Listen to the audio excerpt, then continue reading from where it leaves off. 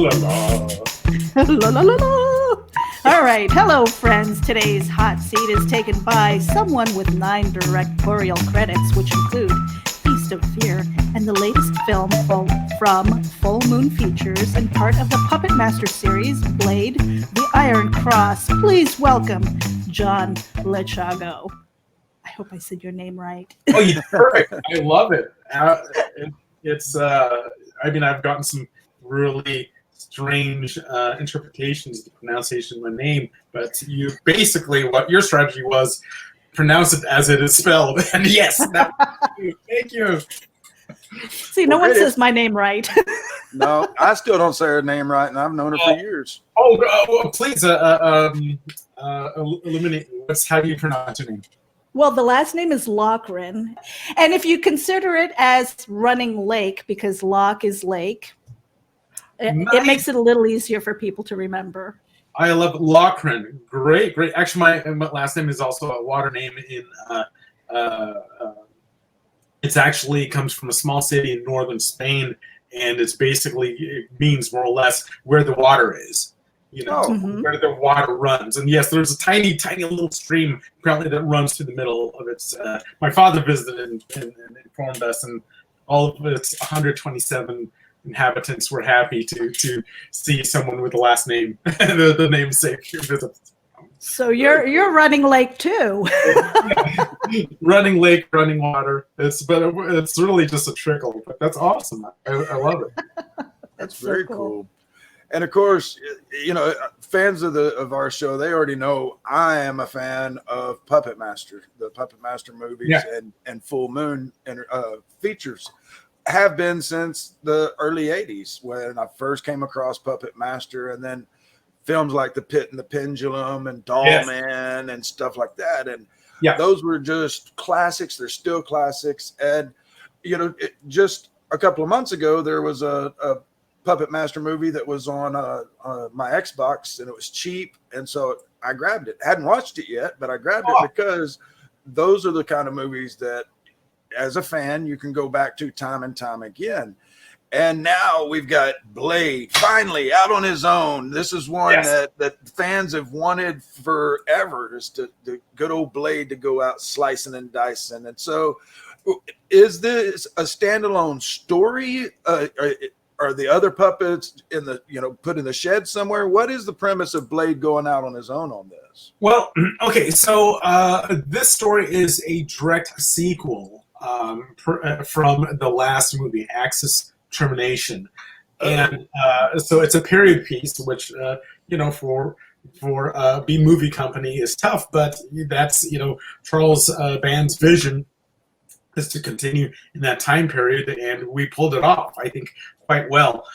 So Axis Termination ends with our good guys and killer puppets destroying a Nazi cell in somewhere in Los Angeles. But the continuation is that, yes, there's other Nazi cells that are actually and we don't even call them Nazi cells. Actually, we never say this, but in one of the original write-ups that Roger Barron did, they're called fifth columnists. And in history, the fifth column was the secret army inside of a nation that you don't know anything about. So if you look at that terminology, it's actually rather interesting. But we just didn't use it in the dialogue of the movie because fifth column was a term that kind of came to light after World War II. But that was a term. So we have basically a fifth column that is now trying to integrate itself in and has a new secret plot. I don't know how much I should divulge because I don't want to do any spoilers, but that's the setup.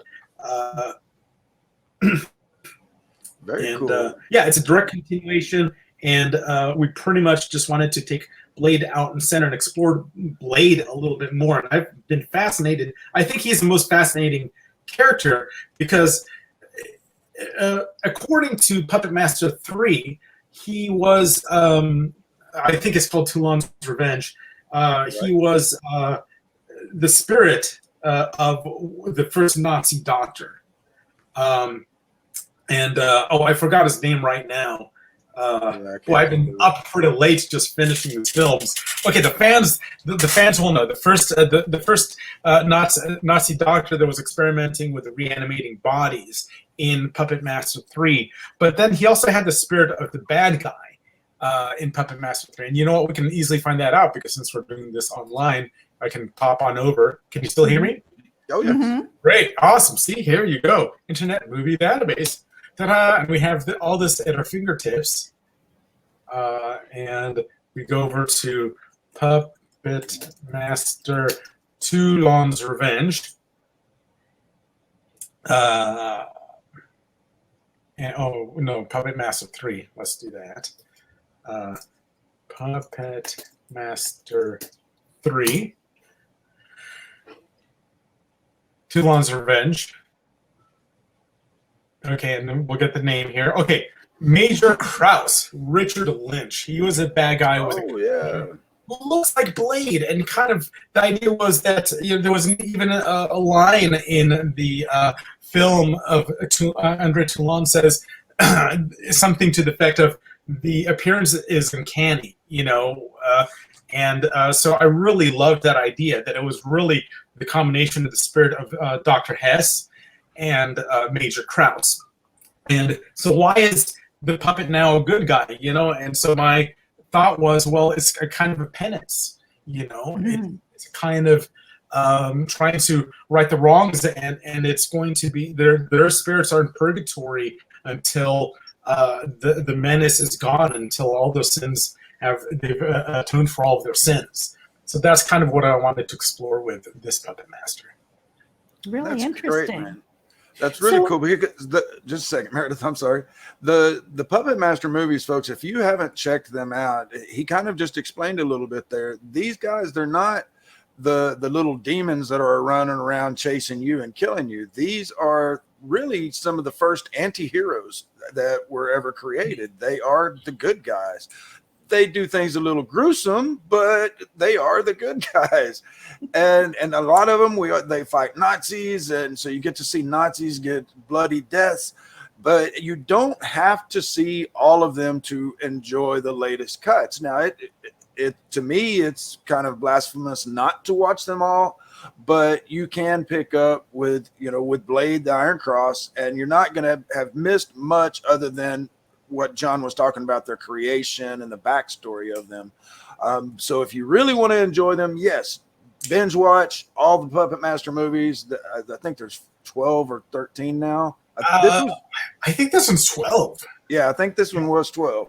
Mm-hmm. And so you can have a great weekend watching some Puppet Master movies. But go ahead, Meredith.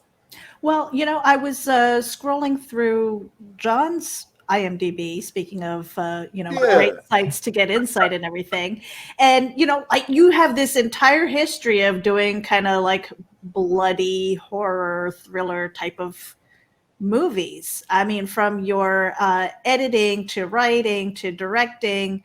So who were your influences as far as film or even reading horror?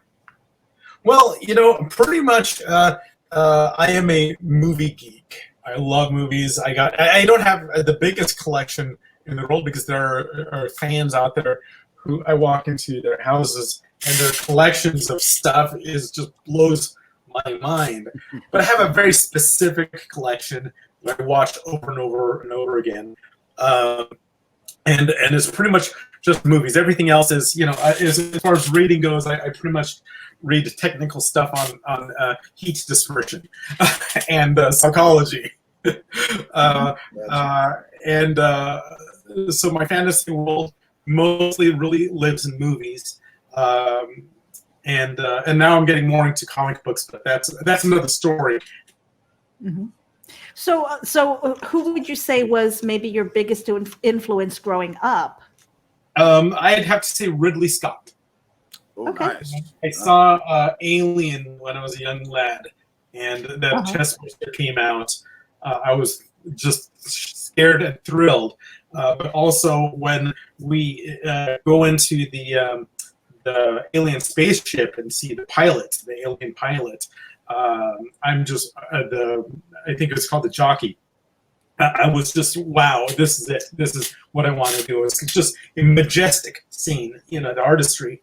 So I'd have to say Ridley Scott, and independently, one of my favorite artists back then, even though as a young kid, was H.R. Giger. Or Geiger, however it is. Geiger, yeah. I say Geiger, but yeah. Giger. I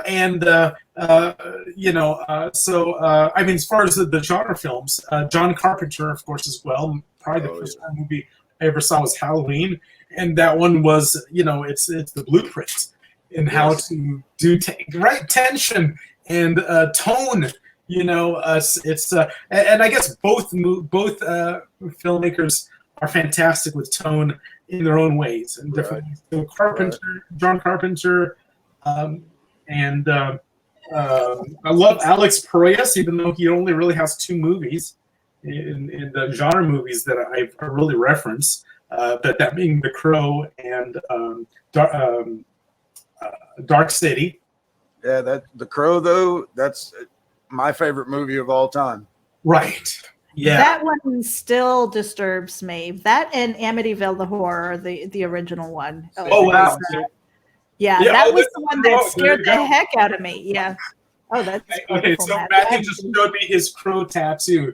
You win. It even says you win. Real love is forever. Yeah. You win. You win. There are some movies that just stick with you the entire time, like well after you've seen it the first time, and you almost don't want to see it again because it had such an impact that you don't want it ruined. Right. I totally understand that. Mm-hmm. There are some movies that are like that for me too. And then, of course, more modern filmmakers. I mean, Sam Raimi, of course. Oh, nice. I don't think his movies are really horror movies. They're just so funny. They are. They're that tongue-in-cheek kind of horror, and they give you, he gives you a great little laugh at the right moment, and then the next you're screaming, But I love Sam's work. Who can put down Evil Dead? It's just. Go ahead. Genius. And then I guess there are a lot of others. I really love so many others, but then of course the other one I have to mention is Guillermo del Toro, of course. Who basically I took as a reference to show my crew in making this Puppet Master movie, Blade. I took Hellboy and said, we're going to do this. Now, of course, that's a multi-million-dollar movie. Right. And we are a multi-$1,000 movie. So, but I don't care. I said, look, this is what we're going to use as a reference. We're going to do the best we can to approximate to get to this. And I think the crew, the Howard Wexler, our director of photography, did a great job. We really worked hard on the look. The movie is now getting its final touches, and it'll premiere, within this month, and it looks fantastic. It looks really beyond. I think it stacks up to any movie out there. It's really, I think we've accomplished something very rich looking. So I'm very, very excited about that. Yeah, I can't wait to see it. Alyssa is getting me a screener when she can, and yes. I'll definitely be watching it and doing a review. And John, with this, you've now worked on 2 cult classic series. I mean, you worked on Killjoy, and Killjoy is another one that just has this cult following. And I was surprised. Right? Yeah. It's one of those that you never would think would make it, and then boom, here it is. But now you've got your toes on the water with the Puppet Master franchise, which, of course, folks, if y'all don't know this, Puppet Master is the most successful direct-to-video studio in history. They've made a lot of movies, and you just look up Full Moon Features. Their library is massive. But my question for you is, John, you worked on Killjoy, now you worked on a Puppet Master movie. What horror series is your ultimate get? What would you like to direct? Oh, that is a great question, and kind of takes me completely by surprise because I have not thought about that. So you might hear me kind of shuffling my seat, going, "Oh my God, what's my witty answer going to be?" I have none. Hold on, let me turn around and look at my DVDs. See what I can BS. So it's not that I don't have aspirations. Right. I cannot at this very moment honestly think of a franchise or something that I would like to jump into. Well, you said you got into comics recently. Is there a comic that you would like to transition into a movie? We'll be back right after this. Check it out. MobileEdge.com has award-winning products with innovative features and contemporary, edgy designs that empower you to look sharp and travel smart with your mobile tech. Your beloved, not to mention expensive gaming gear and mobile tech devices are an extension of you, so give them the protection and style they deserve wherever you go. Find them at MobileEdge.com and protect your tech with Mobile Edge. Bring it on. Hey Geek Insiders, Mobile Edge has a special coupon code for our dedicated listeners. Get 25% off your Mobile Edge gear using coupon code GEEK25. That's GEEK25. Geek out. Well, you said you got into comics recently. Is there a comic that you would like to transition into a movie? A indie comic, yes, an indie comic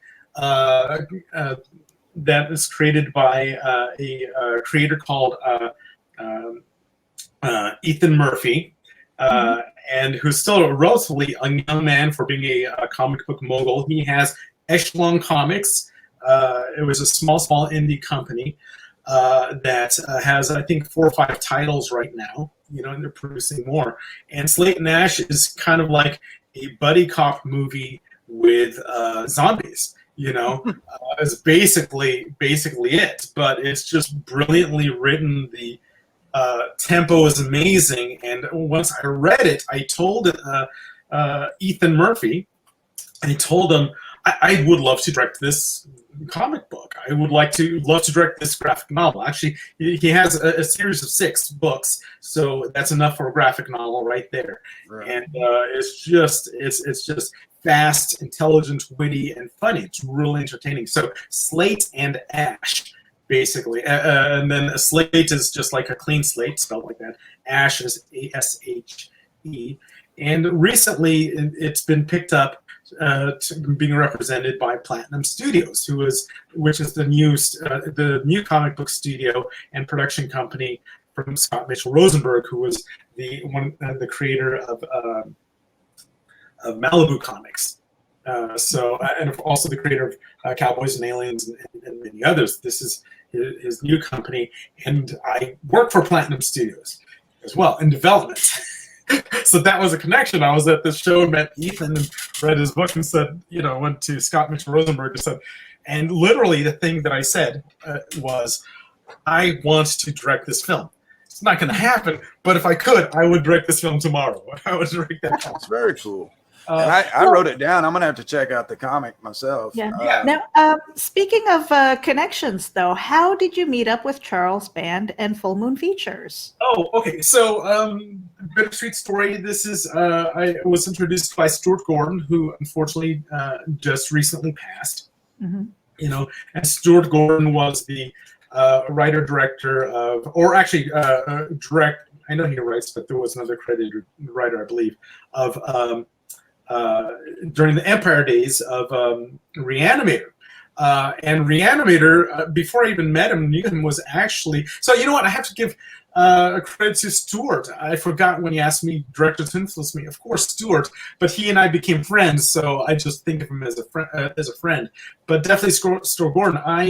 That was the first DVD I ever bought, because I love the film so much. And again, it was just so full of insanity and energy, and you could really feel his touch. So somehow, after I made my first independent film, which was this weird little film called Blood Gnome that was just full of boobs and blood, and it was shot on regular DV, and we had it premiered at this small from a favor, small theater on the Sony lot. This is like 10 almost 20 years ago now. And somehow Stuart Gordon was there. He watched it. He caught the show. And he came up to me afterwards, and I don't know, because I've never seen him, who this guy was. I go, great, give me a call, later and stuff. I really enjoyed the film.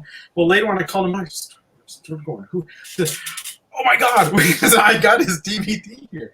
So that was great. So afterwards, we became friends, and he, in a way, became my mentor and stuff. And then one day, he calls me and says, John, a good friend of mine, Charles Band, Full Moon, he needs some help. He needs some visual effects. And I know that you do a lot because, since I make little cheap movies, I have to do the visual effects myself. And maybe you can help him out. So he got me that meeting with Charles Band. First time I ever met Charles Band, I go, oh, yeah, Charlie, great to meet you. And he says, you recognize me? And I said, of course I recognize you. I watch your movies, and I actually watch all the way through to the video zone at the end of your VHS tape. I know your face, definitely. So that was pretty funny. And he liked the work that I did, so eventually that's what led, after I think I did visual effects for 3 or 4 movies, he let me direct Killjoy's Revenge. Killjoy's Revenge. That's very cool. And we're hoping to actually get Charles on the show. We interviewed a couple of girls from the Barbie and Kendra. Yeah. Barbie and Kendra, Save the Tiger King. Oh my God. And so we put the word in Robin's ear that we wanted Charles, and then I've told Alyssa too.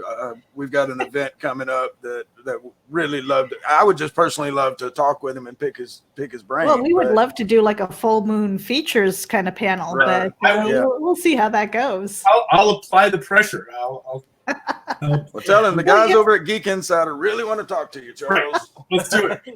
Okay. Let's do it. So now I love getting inside the geek. It's part of the name, and I can't help it. But I love Genesis stories and things. But I was reading through your profile, John, and you have a Chuck Norris connection. Oh, okay. Ask me later. I'll send you a picture so I can pop that up at the time. It's funny living in Southern California. I was born in Canada. My parents are actually South American, and I have a twin brother. So when we were born, we were kind of small, weird, and didn't really have a master of English when we first came to the United States because my parents would speak to us in Spanish,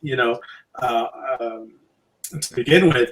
And my father knew, it's like, oh, they're going to get teased and beat up on the playground. And he was right. First day of school, the kids were after me. And I'm already a weird little geek at that age. I'm already, into my drawings and stuff, so if it wasn't tough enough. And so he's like, okay, I got to put these guys in martial arts class. He did his research. And at the time is right before Chuck Norris did his first movie. He was already doing kind of like guest spots and stuff, playing the bad guy for Bruce and all that kind of stuff. But it was right before his first movie. And we started, in one of his martial arts studios in Torrance, California, in a huge kids class. But on the second day I was there, they come in and they show a 16 millimeter projected answer print of his movie Breaker Breaker. And I'm looking around and seeing all the guys in the martial arts class were his stuntmen getting beat up by Chuck, and they go, wow, this is great. This is awesome. I think 3 years later, they ask, we get a call, and Chuck Norris is doing a new film, and he needs a kids class. So, hey, do you want to be in a movie? Great. Okay, so we go drive on up to Thousand Oaks, where they have one of his, Chuck Norris martial arts schools, and they have this is old school. So it's not like cameras these days. All cameras back then were huge, 150-pound monsters, on top of Chapman dollies and everything. They had these huge lights. Everyone was sweating on set. It's just or at least to my eyes back then, it seemed like the cables were 3 inches in diameter, and stuff. And it was cool. It was great. It was like, oh, this is what I'm doing martial arts for as a kid, is for making movies. I love it. I got to finally see how a movie was made, and that was very informative. That was very, like, kind of made it tangible for me. Right. And I got paid so much money. I was like so excited. I got paid $30. Wow. I know. And they fed us like from like a lunch strike. I thought that was great, you know. Right. And it gave you lasting memories and kind of set you on the right path, the career path. Right. And they do have a Force of One movie where the kids class. It is on Amazon Prime now, and you can see me in the corner of the kids class on the. So we'll get to see little John in there somewhere. All the way to the right hand corner, for right hand as the kids, and I'm doing the I was into it. I knew back then. And then a couple kids over is a brown-headed version of me, and that's my twin brother. You know, so I'm the blonde one. He's the brown-headed one. So have you shown your kids yet? Hey, look, there's Daddy.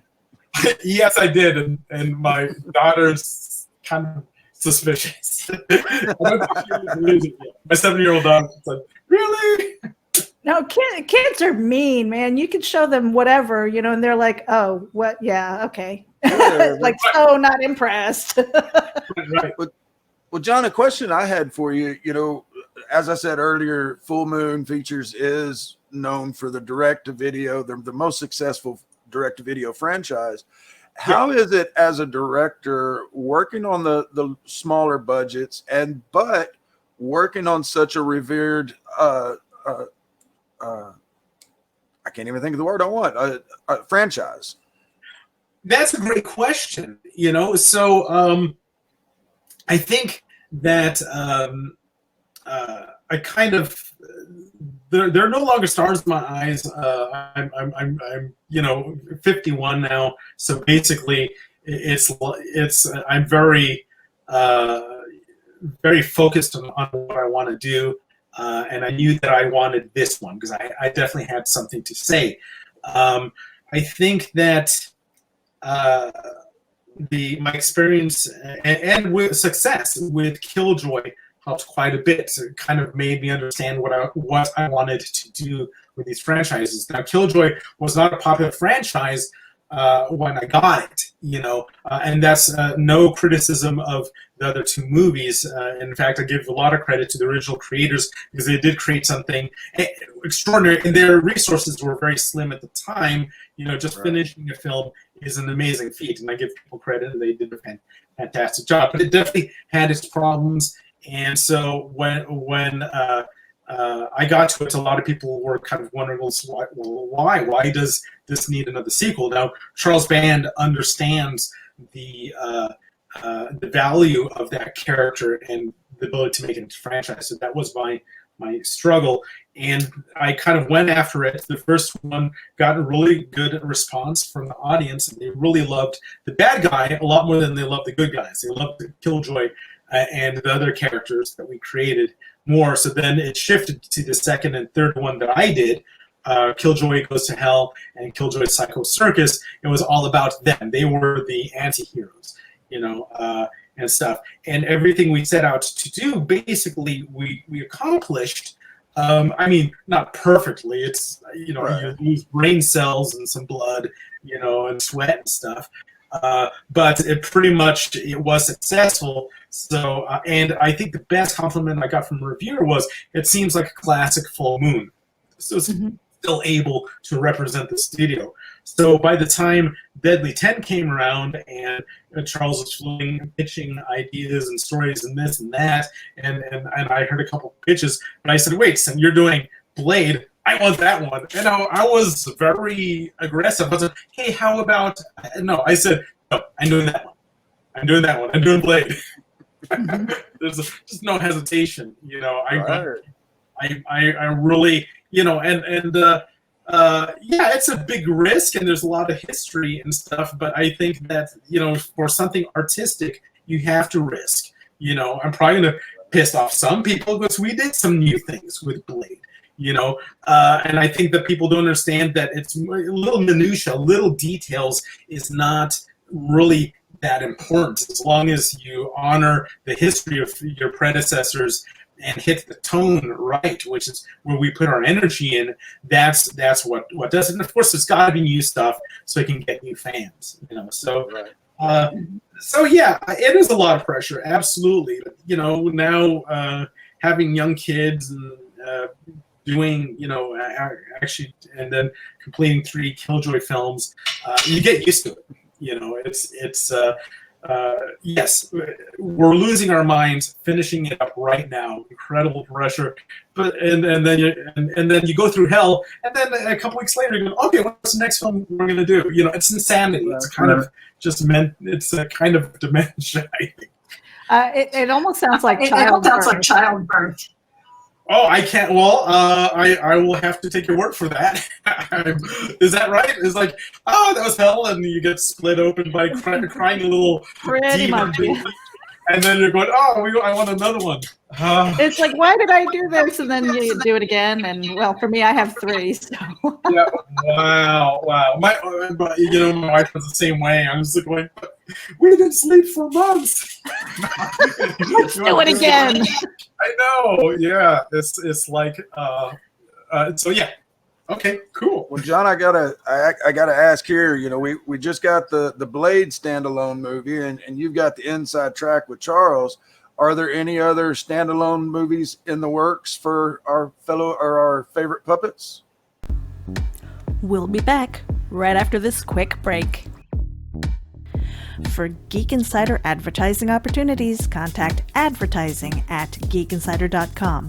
We offer space on the website, in the daily newsletter, sponsored posts, and advertising space on our podcast. For details, contact advertising@geekinsider.com. John, I gotta ask here. We just got the Blade standalone movie, and you've got the inside track with Charles. Are there any other standalone movies in the works for our favorite puppets? Officially, no. So there might be ruminations inside of the mind of Charles Band. Charles Band is the puppet master. He's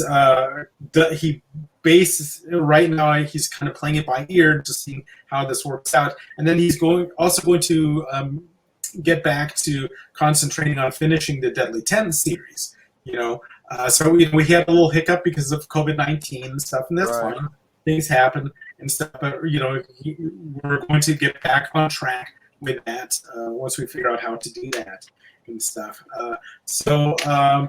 I think Charles Band, from what I get, the impression I get is that he the puppet master is a very intuitive thing for him. How he kind of feels the direction that you go and what he's going to put into production. So we really don't know what's going to happen until he says, okay, we're going to do this, and then let's call up one of our favorite writers, and this is going to be the story. So John, you do the directing, you've produced, you've even acted, and you do some writing and stuff. Is there how much feedback do you have as far as writing, and is there a script that you want to write and maybe see from beginning to end? Well, that's a great question. So I've had the fortune of having people like Stuart Gordon, who not very many people know that Stuart Gordon actually gave David Mamet his break. David Mamet, probably the greatest living writer, in American theater and film. Stuart was working with him when he was a young man in Chicago and said, "Oh, this is good. We'll do this one." So having someone like that criticize, and trust me, he's a nice guy and we're friends, but he would be giving his unvarnished opinion. So that was great. And then now I'm working in development with Platinum Studios, and it's great to have someone like Scott Mitchell Rosenberg give me feedback. And I wrote a screenplay for him for one of his properties as a spec script. And he warned me, he's like, look, most scripts, even from professional writers I don't like. And then he called me back and said, I like it. So I was like, great. And then he gave me his feedback, which is, again, unvarnished. And of course, that's gold, Right. So that's my experience with writing. Honestly, though, I don't want to write that much anymore in a way. I want to develop the stories and push stories further. I'd love to have Ethan Murphy write, he is tremendous with the way his dialogue and characters and stuff. So that's where I'm at with that. And yes, I do have properties, my own properties, that I'm developing. And I can't really say anything about that until they're packaged.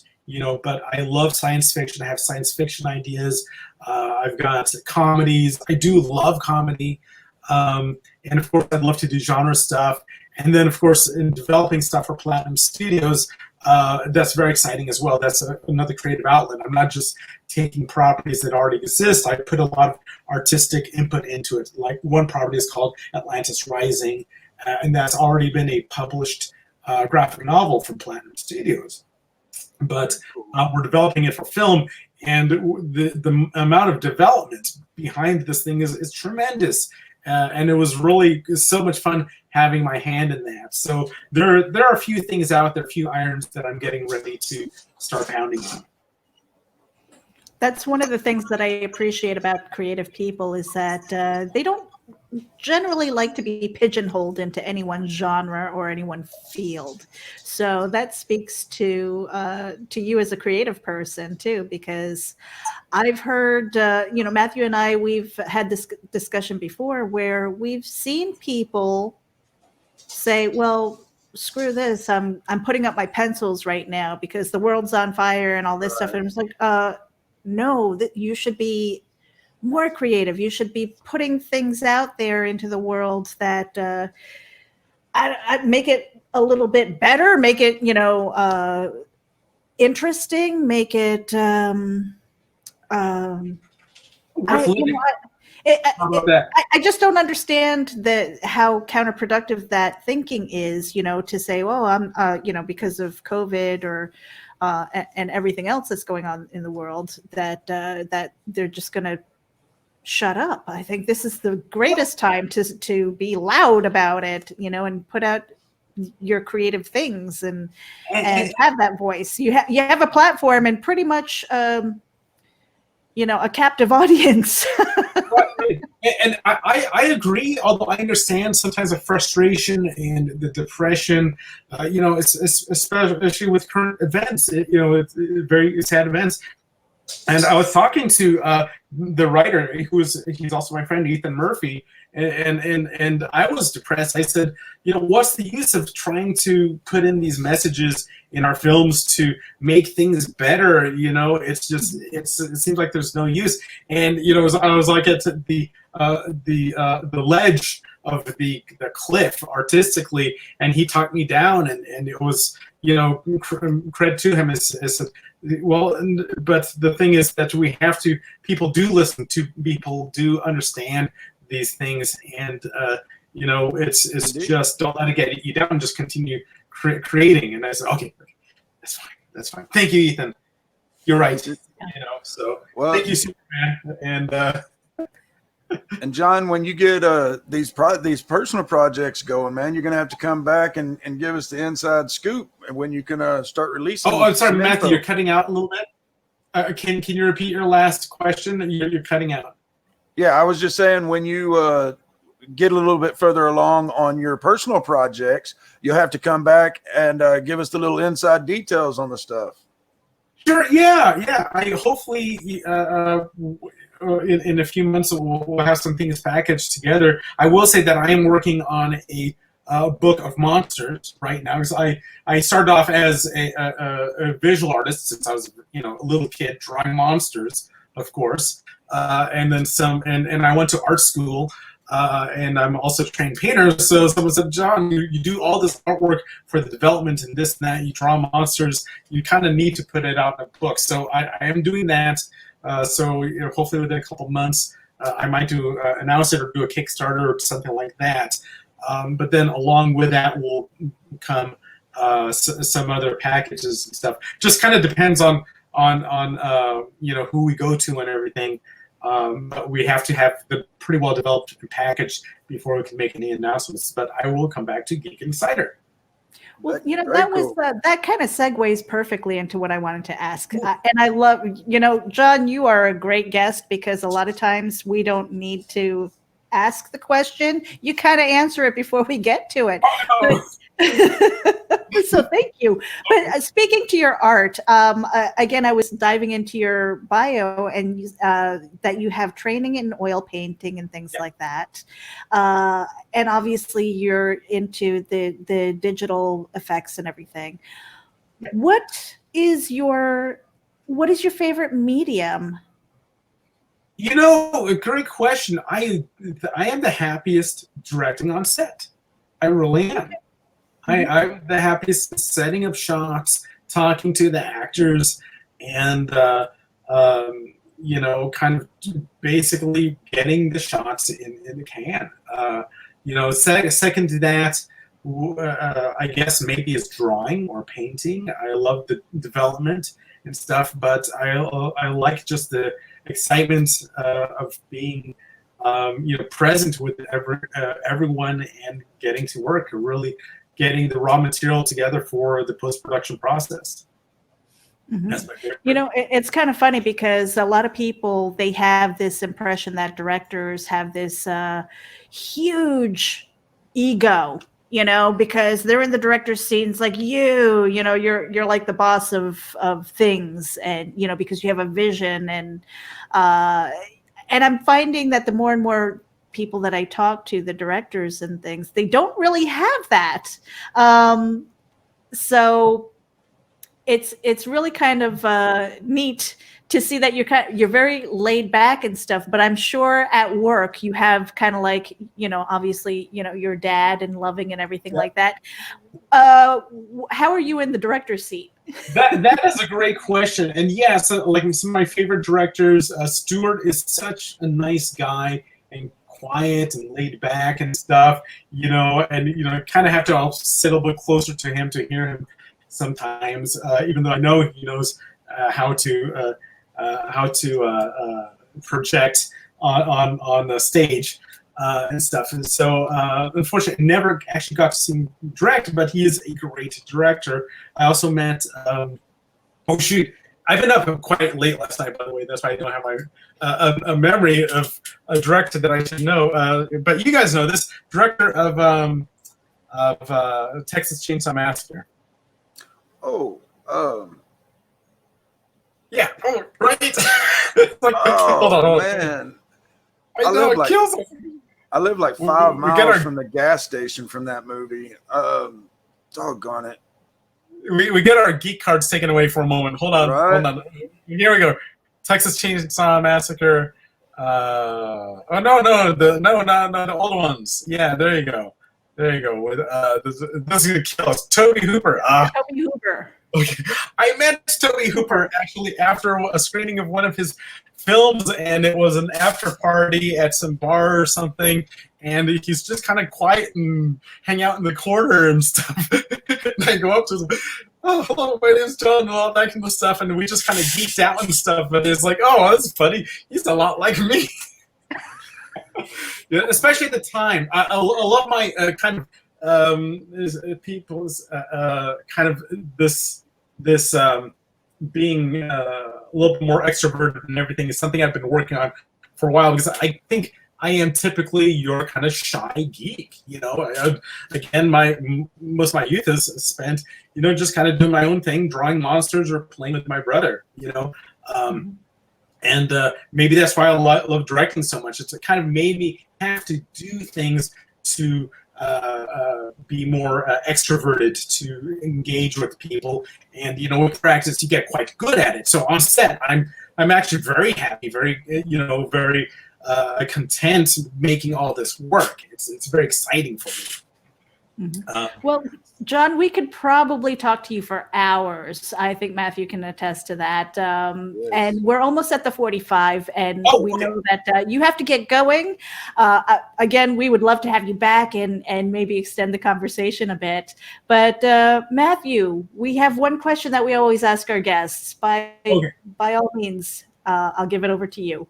Okay. All right. Cool. And some people go, oh no, when they hear this question, and other people love it. But one of these days we're going to put together a book of this, because we've asked a lot of cool people, and it's a simple one. It's, if you could go back in time and give your younger self one piece of advice, what would it be? Great question. All right, it's really simple. Just don't worry so much. Really, I've wasted a lot of time in my youth worrying about stuff. Worrying, is this good enough? Worrying, is it detailed enough? And now that I'm getting a little bit older, getting some gray hairs, it's like, you just do the work. Don't fear failure. Don't worry about fail. Or, I mean, you can feel it, but don't fear it. But don't let it stop you. Just continue.